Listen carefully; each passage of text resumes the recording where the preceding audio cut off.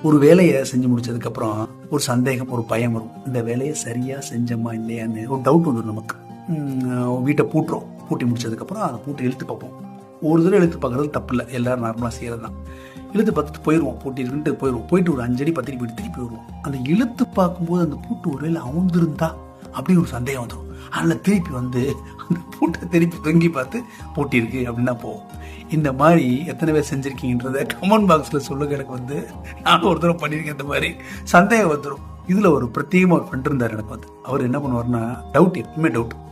என்ன பண்ணுவார், இந்த இவ்வளோ செஞ்சுட்டு திருப்பி போயிடுவார். போனதுக்கப்புறம் எனக்கு ஃபோன் அடிப்பார். சார், அந்த பூட்டை மட்டும் செக் பண்ணிருங்களேன், பூட்டி இருக்கா இல்லையான்னு பாருங்களேன்னு பார்த்து சொல்லுவேன். நானும் ஒரு தடவை 2 தடவை சொன்னேன், 2-3 தடவை சொன்னேன். அப்புறம் யோசித்தேன், நான் இவர் வேறு ஐடியா தான் சொல்லிட்டு வேறு ஐடியா ஒன்று கொடுத்தேன் அவர். நான் அவருக்கு என்ன ஐடியா கொடுத்தேன்றதை வீடியோவில் கடைசியில் சொல்கிறேன்.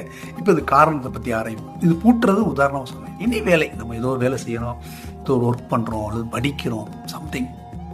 அந்த வேலையை செஞ்சு முடிச்சதுக்கப்புறம் அது முழுசுமாக நம்ம திருப்தி இல்லை, படித்தது மண்டையில் ஏறல, அல்லது செஞ்ச வேலையில் திருப்தி இல்லை, ஏதோ சம்திங் மிஸ்டேக் பண்ணுவேன். காரணம், அந்த பூட்டை பூட்டும் போது கைதான் பூட்டுது.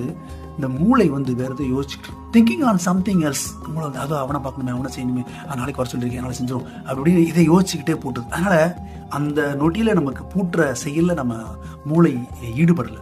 அதனால சரியா ரிஜிஸ்டர் ஆகலை. நம்ம பூட்டினது வந்து சரியா ரிஜிஸ்டர் ஆகலை, அந்த ஞாபகம் இல்லை நமக்கு வந்துட்டு. ஸோ கான்ஃபிடன்ஸ் இல்லை நமக்கு வந்து. இப்படிதான் எல்லா வேலையிலையும் செய்யும்போது அந்த நொடியில், அந்த கணத்தில், அந்த வேலையில் கவனச்சிதறல், கவனத்தை வந்து ஃபோக்கஸ்டாக வைக்கிறது. நம்ம வந்து அந்த ஃபோக்கஸ்டை வச்சாதான் நம்ம படிக்கிறது ஞாபகத்தில் இருக்கும். செஞ்ச செயல், இந்த வேலையை வந்து 100% நம்ம செஞ்சுருக்கோன்றத அந்த கான்ஃபிடன்ஸ் நமக்கு கிடைக்கும். அது எப்படி வரும்?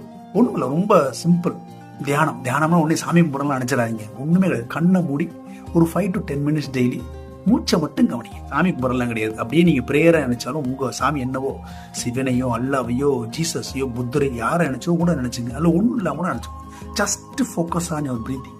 பிரீத் உள்ளே போகுது, வெளியே வரும், அதை மட்டும் ஃபோக்கஸ் பண்ணுங்க. இது டெய்லி 5 நிமிஷம் 10 நிமிஷம் பண்ணிங்கன்னா இந்த கான்சென்ட்ரேஷன் வந்துடும். நீங்கள் செய்கிற வேலையில் கவனம் இருக்கும். அந்த நொடியில் நீங்கள் வாழ்வீர்கள். அந்த நொடியில் வாழும்போது தான் நம்ம கான்ஃபிடன்ஸ் வரும். நம்ம செஞ்ச வேலை மேலே செஞ்சீங்கன்னா சரியாகும். இந்த ஐடியாவை அந்த நண்பர் கொடுத்தேன். நான் அப்படின்னு டவுட் இருந்தது. அதனால் அவருக்கு என்ன ஐடியா கொடுத்தேன்றது சொல்கிறேன். நினைப்பேன், ஒன்றும் வேணாம் நண்பா, நீ ஒன்று செய்.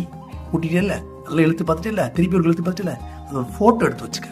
உனக்கு எப்பெல்லாம் சந்தேகம் வருதோ ஃபோட்டோ எடுத்து பார்த்துக்கோ. பூட்டியிருக்குன்னு இந்த ஐடியாவை தான் கொடுத்தேன் அவருக்கு. பயமுள்ள அந்த விஷயத்தையும் செஞ்சிச்சு அந்த ஆள் ஃபோட்டோ எடுத்து பார்த்துக்கிட்டாப்புல. அந்த தியானத்தை மூச்சு பயிற்சி பண்ணிங்கன்னா, அந்த மூச்சு பயிற்சி ப்ளஸ் அந்த ஃபோக்கஸ் ஆன் யுவர் பிரீத்திங் பண்ணிங்கன்னா அந்த கான்சென்ட்ரேஷன் கிடைக்கும். கவனச்சிதறல் இருக்காது. இந்த சந்தேகம், பயம் வராது. நல்ல சிந்தனை விதைப்போம், நம்பிக்கை வளர்ப்போம். அன்புடன்.